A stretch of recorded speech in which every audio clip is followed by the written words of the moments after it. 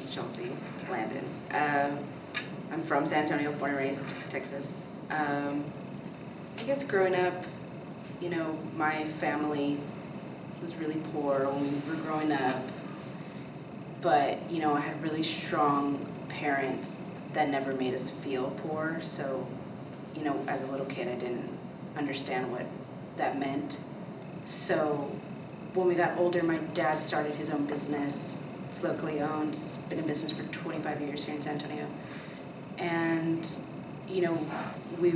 I experienced going from the most, I experienced going from like the really ugliest public schools here, and not ugly as in physically, but ugly as in the energy, and going to one of the, best prep school in San Antonio.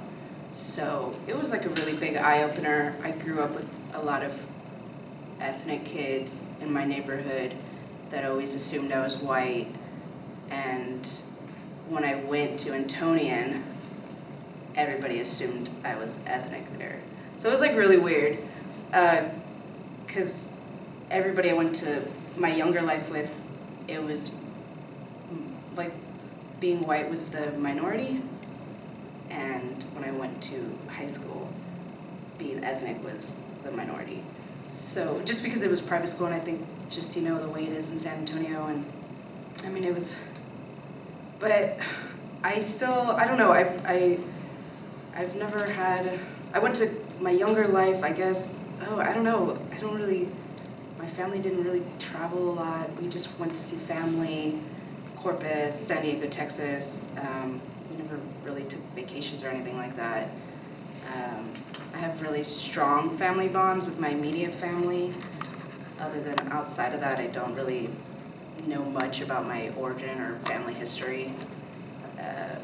I guess you would kind of consider my family like American, whitewashed, because we don't really do anything traditional or anything really to my own heritage, because I don't really know much about it. I honestly don't even know if my last name's pronounced Landon or Landine. Landine, yeah. So it's kind of like one of those weird things, so I don't know.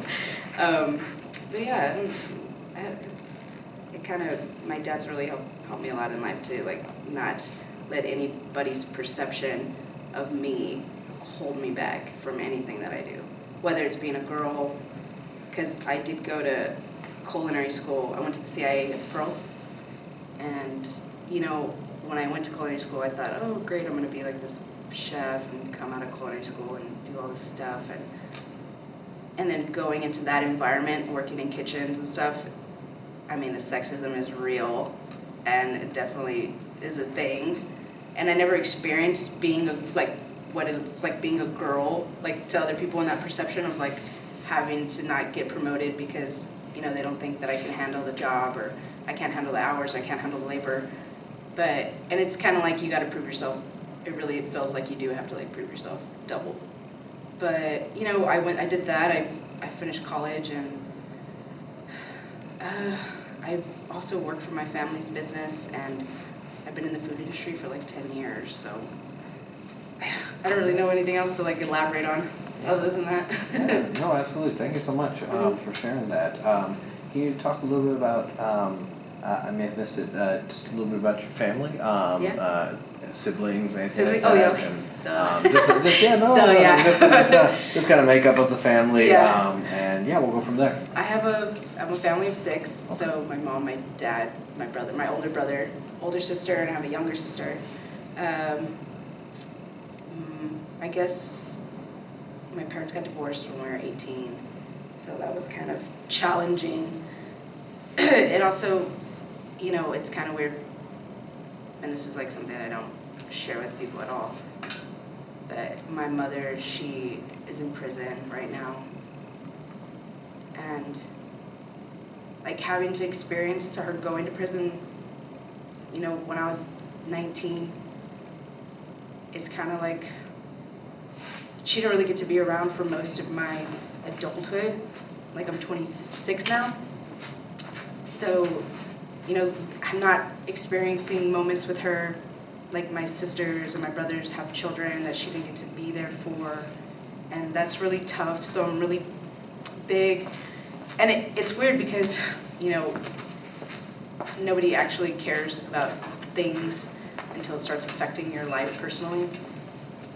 And so, like, I'm really into, like, the prison reform thing right now because it makes a lot of sense just because I have somebody that's experiencing it firsthand and having to serve a ridiculous sentence for something that doesn't even equate to the crime. And so that's been really difficult, having to deal with that for the last, 6 years.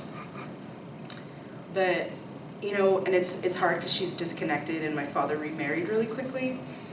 And it's just, my family life really wasn't, it was good, but it wasn't great, and I'm pretty sure everybody has gone through some sort of dysfunction in their family. But, I did get raised around a lot of arguing and, yelling and screaming, and I don't know what it's like to not be raised that way, but when I had friends in high school, they would tell me these stories, and, their parents put them through college, and their parents, put them through vacations, and I see them on Facebook, and they're all married, and they're having kids, and, I'm not saying that they don't have dysfunction, but it's just really different from what I experienced and how my life has ended up, and how hard it's been to not have my mom.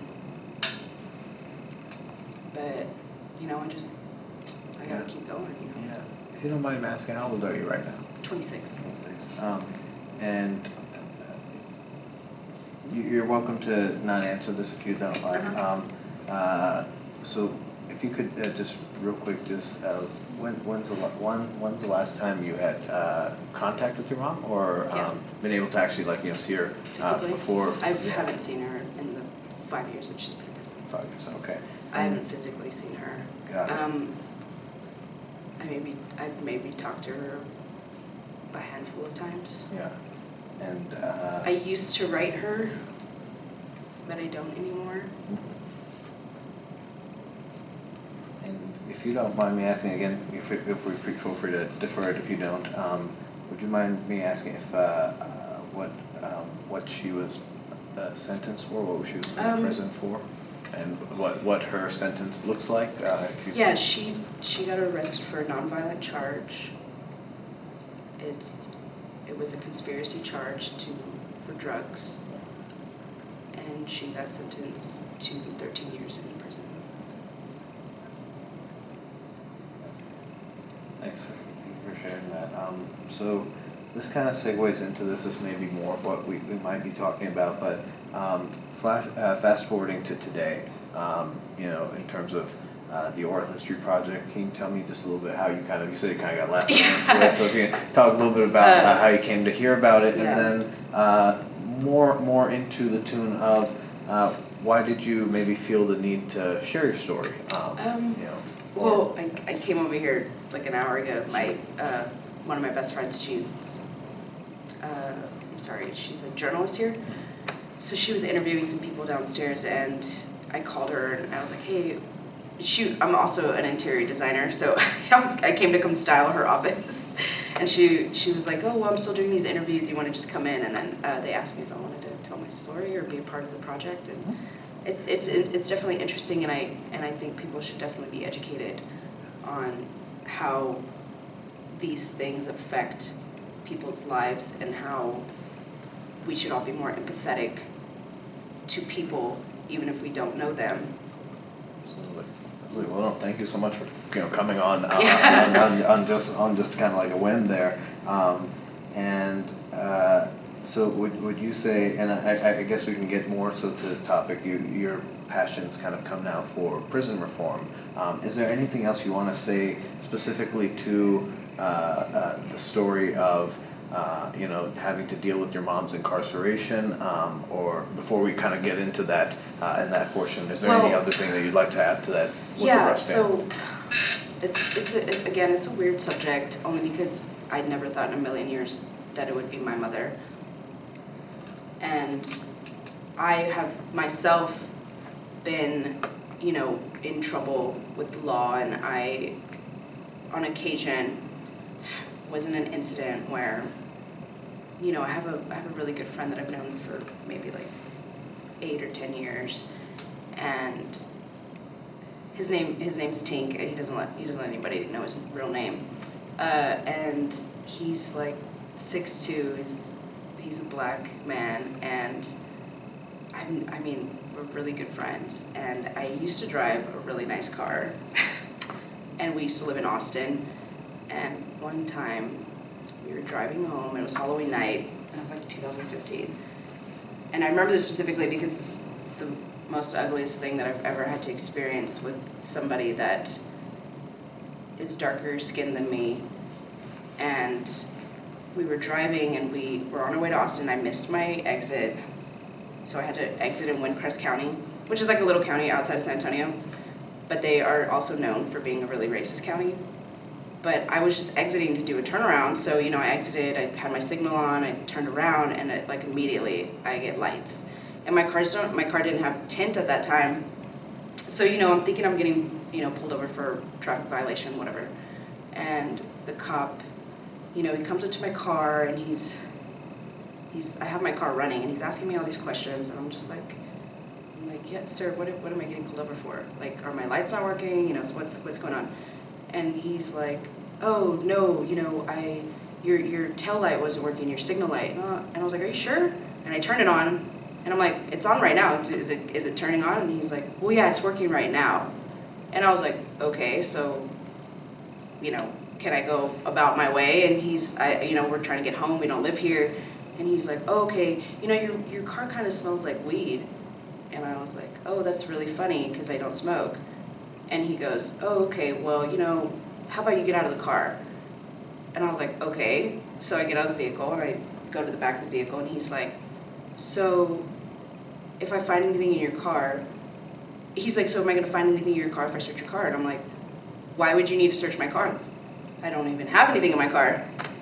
And he tells me, well, let's say I do find something, and we both can agree to whose it is. And I look at him, and I'm like, what are you trying to imply? And he's like, how about you just wait right here, and I'm going to pull your friend out of the car. And I go, okay. And he pulls my friend out of the car, and he's asking him a bunch of questions, and he's telling him, like, no, we don't have anything, we're just trying to get home. And they send another cop, and then another one pulls up. And at this point, they have dogs, and we're just like, hey, like, what is going on here? And they're searching my car. They searched about 3 or 4 times, and it just felt so violated. And I go, and I'm just like standing there, like, hey, you guys have searched my vehicle 4 times, and you haven't found anything. Why? What is going on? Like, I feel like we're getting, you know, our rights are getting abused here.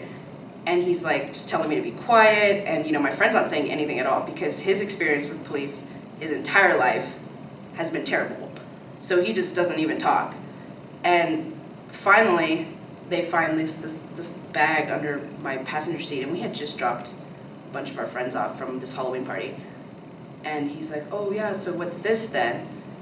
And, you know, I think that maybe there ended up being like some marijuana in it, but it wasn't anything crazy. And I know that may sound crazy, but still, it should have been something that didn't need dogs, and I didn't need 4 police cars in my house, and it wasn't mine. So I'm telling him, you know, we had a bunch of people in our car, you know, like, I'm willing to take the fall for it, but I'm telling you right now, I don't know whose it is. And they look over at my friend, and they're like, he needs to take the fall for it. And I'm like, this isn't even his vehicle. Like, why? And he's not saying anything, and I'm like, you know what, at this point, I'm not going to say anything anymore else. And they're like, okay, well, we're going to have to arrest one of you. And they look at him, and they're like, you're just going to let your girlfriend get arrested? And I'm like, sir, he's not my boyfriend. Like, we're friends. Like, what is this about? You know, if you're going to arrest somebody, just go ahead and arrest me, because it seems like you're trying to attack this person. And I'd rather, it's not even his car, it's not his vehicle, he had nothing to do with it, I'm just giving him a ride home, so if you're going to arrest anybody, just arrest me. And that's what ended up happening. And before we left, they looked at him, and they told him, get out of here. And he was like, and then he goes, wait, get out, what do you mean? Like, he was like, can I drive her car back to her house? Like, can I, who's gonna come pick up her vehicle? And they're like, no, you need to leave. They're like, you need to get out of here. And he's like, but I'm not even from here. He's like, I don't live in San Antonio. And they're like, well, we don't care. Like, you gotta go. And then they just left him there, and he had to figure out his own way home. And, I got arrested, and this whole thing happened. And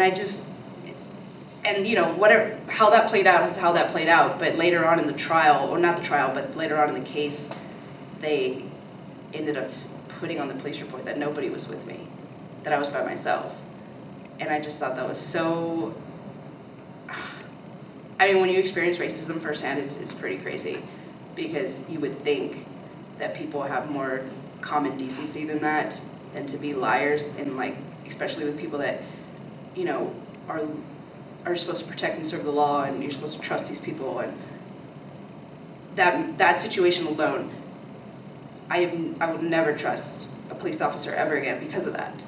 And I've had multiple occasions where, I'm walking in Austin, or I'll be in Austin, and because he's a rap artist, so we'll be at South by Southwest some years, and we'll be walking in Austin. I had a cop stop me one time and be like, hey, are you okay?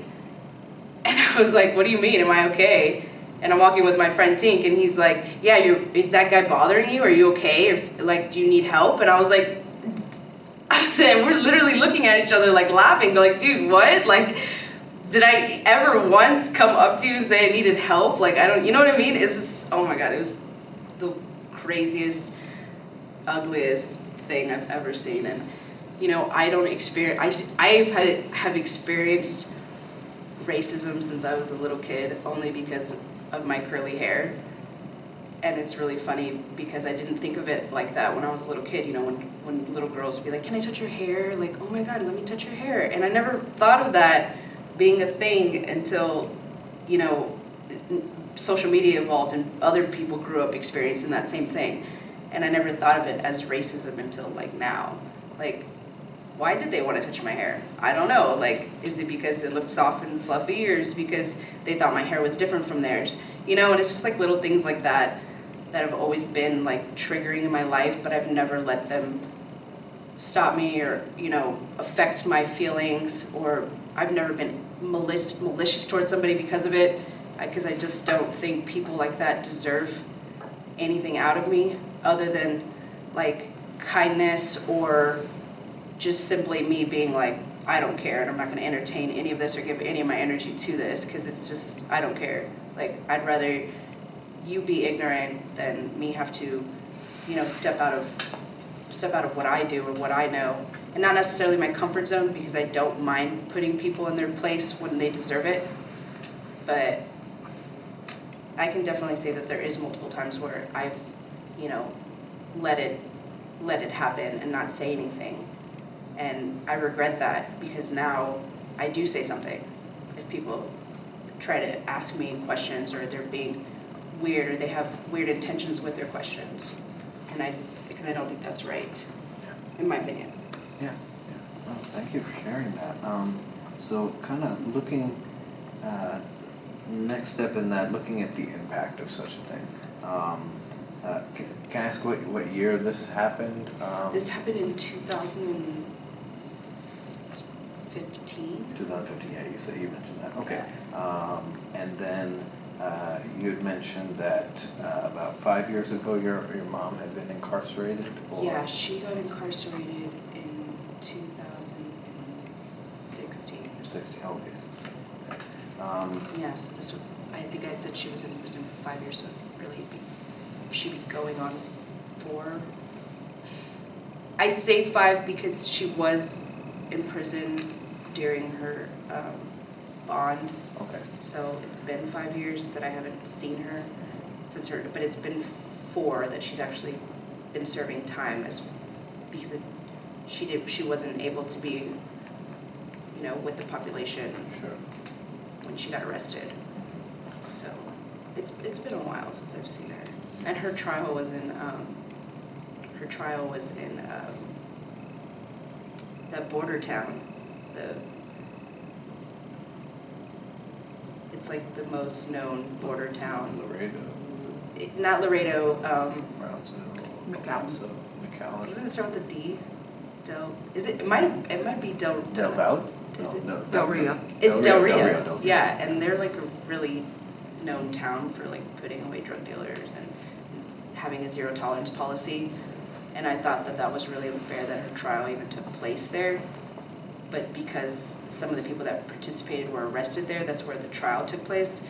But I felt like that too was really biased and unfair, because they're a district that is known for that and not showing any type of mercy for zero tolerance drug charges, which to me is crazy, because I mean, I'm not saying that all people are innocent and that they deserve less time that's been served to them, but they definitely don't deserve to spend a quarter of their life in prison.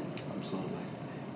So just kind of getting to that, can you kind of just, you mentioned one impact of this was the lack of trust, or the trouble you have in keeping trust with police or so, but can you describe some more in terms of like the impact these events had on your life, both kind of the run-in and arrest that you had, and then having to see your mom kind of go through that and being incarcerated.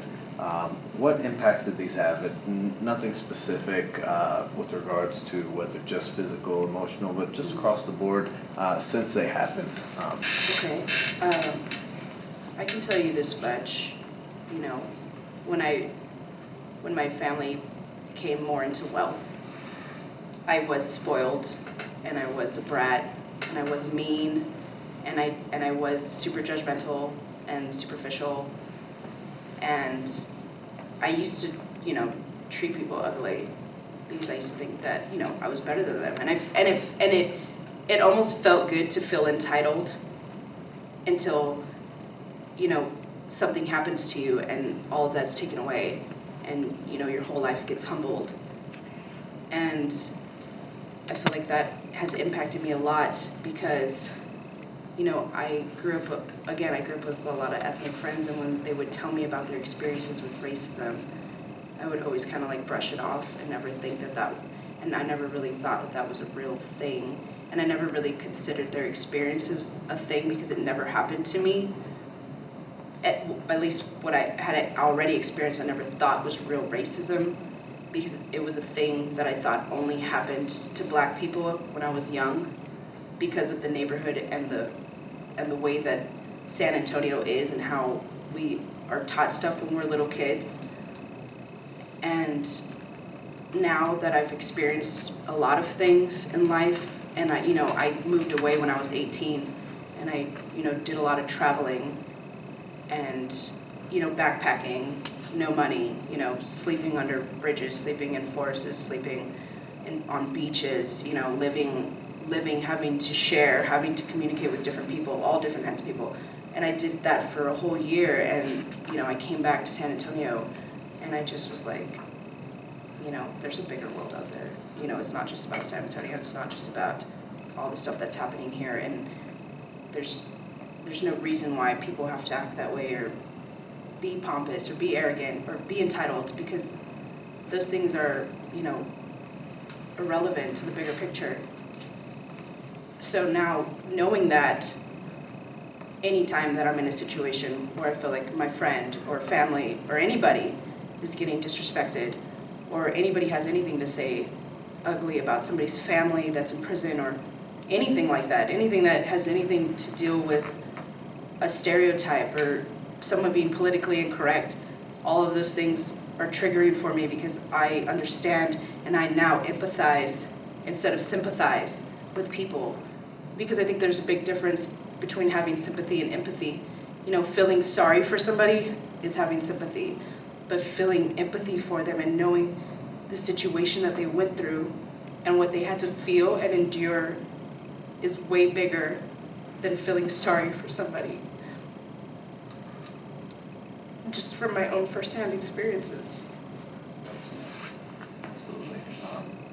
And so you had kind of mentioned, and this is just a side tangent, just my own pure personal curiosity. Did you go backpacking in the States, or was it just? It was in the States only, but we did meet a lot of different people, and I went all the way up from Texas all the way up to the tip of California. Wow.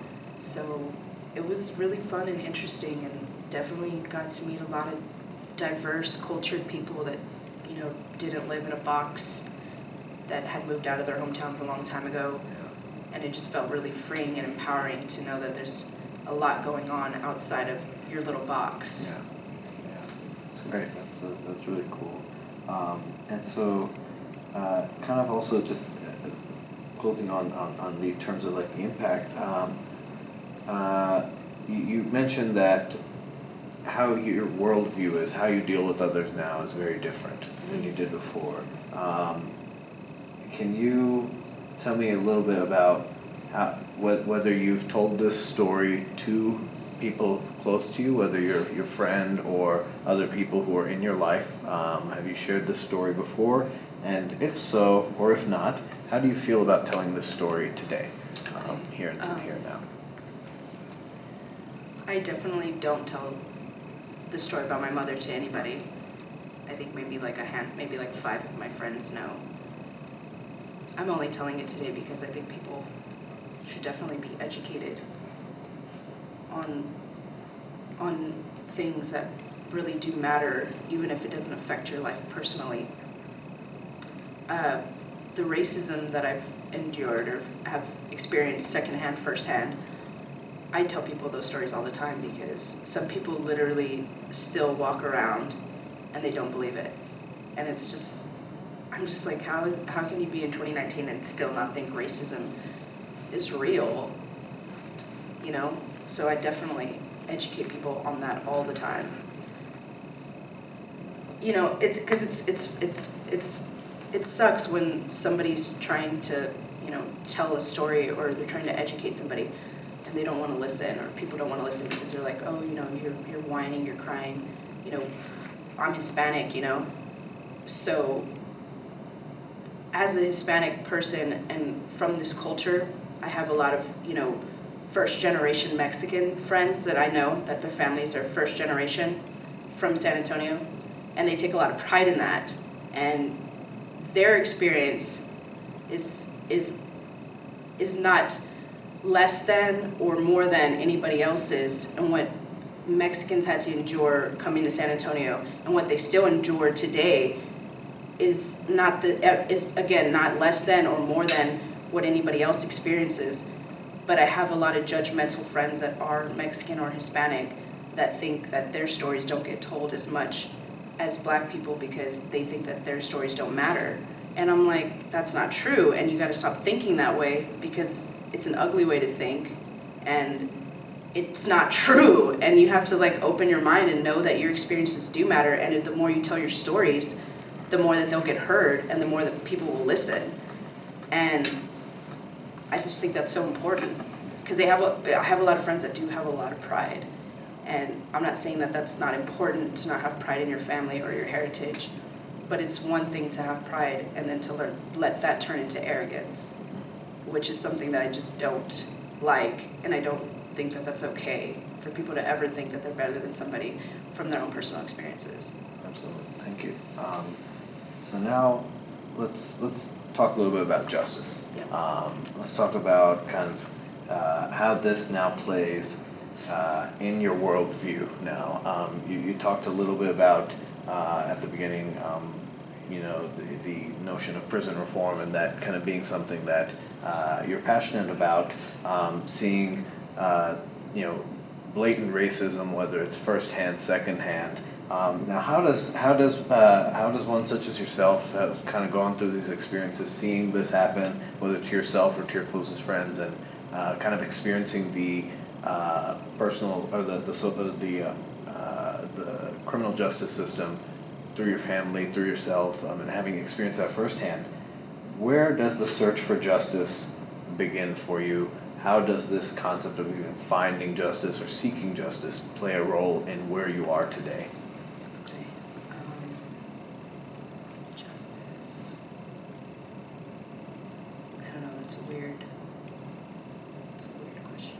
Because from my own personal experiences with the law, I feel like some situations were justified, you know. But then in others, you know, I've seen in situations where having money matters, you know, and is it justice at that point? You know, if I can afford to get the best lawyer in San Antonio for something that I may or may not have done, or versus, you know, my friend who can't afford a lawyer at all, you know, like, is that justice? Like, you know what I mean? Like, I just don't see it. And I'll tell you this from a personal experience, when I was going through my trial for that drug charge that I caught, you know, my dad did hire me one of the best lawyers in San Antonio. And, you know, to get that whole thing expunged off my record. And I remember specifically calling my friend Tink, and I was like, hey, look, I know this is really tough for you, but do you think you could come to my trial and like testify and, you know, prove that you were there, just so they will be falsified and this whole case will be dropped? And he told me, you know, he was just so, I mean, nothing I could say could change his mind. Like, he was so adamant about being like, no. He was just no. I won't go into a courtroom. I'm not going to be around cops. Like, I'm not going to do it. And he just literally would not change his mind. And, you know, it got even to the point where my dad was like, you know, tell him I'll get him a lawyer. Tell him I'll put a deposit on a lawyer, just so there's a specific term for it, but he even told him specifically, like, I will get you a lawyer on hand for you, just so you will be safe, just so you will show up and testify. And he still said no. And he was so scared that that case was going to get dismissed and picked back up and put on him that he just didn't want to do it. He didn't want any part of it. And, you know, at the time, I was so mad, and I was like, why? Like, why won't you do this for me? Like, you know, I could have let you take that charge. And, you know, I was being really ugly to him because I wanted to get off, and I was just so mad that he wouldn't show up for me, that, you know, after I showed up for him and I did that for him, not saying that those were his drugs or anything like that, but it could have went a whole different way that night. And now, knowing everything that I know and knowing his experiences, it just makes a lot of sense. You know, I understand and I empathize with what he felt and how scared he was and how nervous he was and how nothing could change his mind, even when we're telling you, like, hey, I'm going to get you a lawyer, you'll be fine. Like, they're not going to pick up this case and put it on. And he just was like, no, like, I don't trust police. Like, I don't trust the system. I don't trust anything that has to do with the government. He was like, he literally is the kind of person that believes and has felt and has experienced all of that. So I understand, and to this day, I mean, we're still really great friends. Like, we hang out all the time, and I never, ever, ever, ever hold that against him, like, because it's not his fault, and it's definitely something that I understand. Absolutely. So these are more kind of a little bit more existential along that line. So in where you are today, let's say if such a scenario was to be encountered again, or something similar, run in with the law, or anything like that, how would you pursue justice differently today than maybe you have in the past? I would record it. Would you record it? Okay. Yeah, I would definitely record it. Yeah. I mean, honestly, I think a lot of stuff could be different if, you know, if I would have recorded the situations I had been in. Yeah. And kind of going along that, this may you may have already answered on this, but society in general, the folks around you, our communities, how should they go about pursuing justice today with this understanding of either inherent racism or implicit racism within either the system or in how we sometimes get, whether it's the law or all that stuff. Like how people should go about seeking justice in their own situations. So how would you probably your personal opinion on how society, you mentioned in your personal case maybe recording, you know, keeping a record of this in case it ever comes against you, but how maybe society at larger should go about in pursuing justice in situations like these. That's a tough question. Yeah, and it doesn't, you don't have to have a clear-cut Yeah. answer, it's just one, just Yeah. kind of get. Because that's definitely a really tough question, because honestly, my first answer would be the source. And that in itself is very difficult to change laws that have been in place for, the last 50 years. But to get people really adamant in doing that, I think, and that's something that I lack in. I'm not in college for that. I'm not trying to be a politician. I'm not doing anything to change the laws.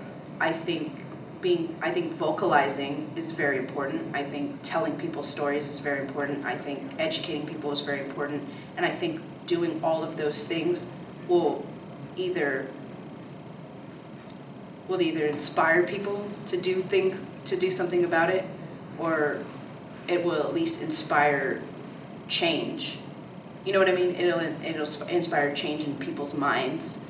And if that's the only justice that, the justice that we can find, I'm okay with that. I'm okay with educating my generation and the generation after me, than not seeing a law get overturned or laws changed within my living life. I think a lot is going to happen during this generation, as far as people opening their minds and elaborating past their boxes. And I think that that's great, because I have nephews, and I have biracial nephews, and I have a niece. I have 2 other nephews that are also biracial, and I think it's just so important that they know, and that they're growing up in a generation that defies racism. And inherent racism is something else completely different, and that's terrible in its own. But as long as families, and I know that my sister and my brother, they're not trying to instill that information into their children. They want them to grow with people and not be judged or anything like that. And I just want them to have a better life, and I want them to not have to experience ugliness if they can help it. Yeah. And that's all important to me. Absolutely. So we're just kind of winding it down here. I just want to touch base on this real quick. So, what are you personally in your life doing today in terms of working towards advocacy, towards reforming prison reform, combating racism, things like that? Are there any things that you're doing currently? Actively? In your life? Yeah, actively. Actively, I do a lot of blogging on the internet, and I know that doesn't seem like something that's crazy, but I do get a really good response from people, and I think that that's another way to vocalize. I'm a very vocal person, so if I'm out, or if I have an opportunity to talk or speak, like today, I could have said no, but I told her, well, yeah, they want to hear my story, I'm going to vocalize it, just so other people can hopefully hear it. And I think that's the best thing that I'm doing right now, is just vocalizing information that I read and that I hear and that I backed up with facts and that I want people to see. And I'm not per se in like anything specific. I'm not in a group or anything. I'm not marching. But I think that just advocating on the internet is a really big deal, because that's where most people are getting their information.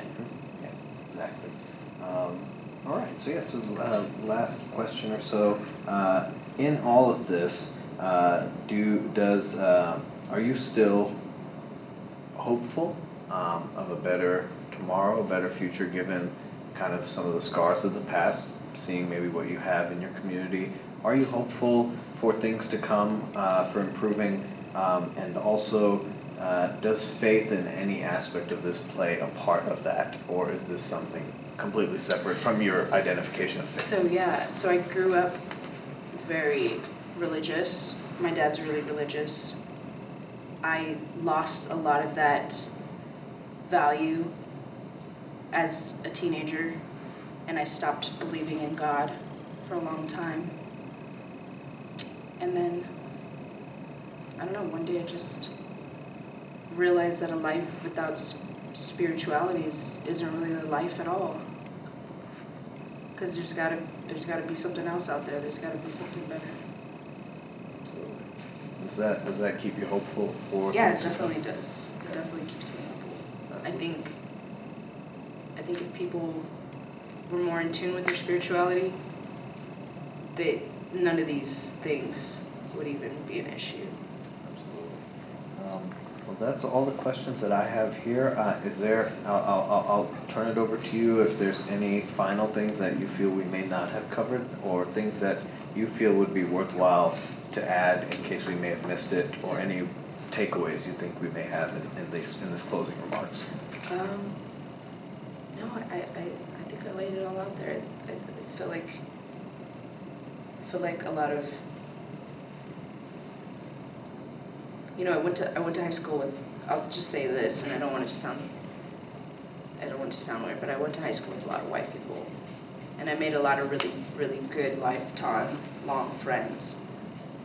And growing up with them, and knowing their experiences and seeing them after high school, because a lot of them grew up sheltered and they all went to private school their entire lives.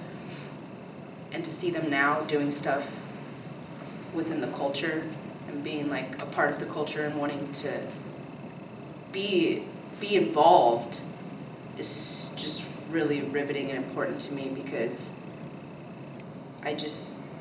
a lot of them didn't know, and it was really scary and crazy to me that they had never experienced real ugliness in the world because they were so sheltered. And now life after high school, life after college, we're 26, they all have most of them have done a complete 360 on their mindset and how they see the world and different people. And I've even had some friends that I didn't really talk to in high school, but since we were such a small class, we just considered everybody friends. I've had some of them contact me and tell me, hey, I now understand everything that you were doing and talking about in high school. I didn't get it then, but now I get it. And I've had people reach out to me and tell me that, and I think that's just really reassuring and hopeful for a better tomorrow.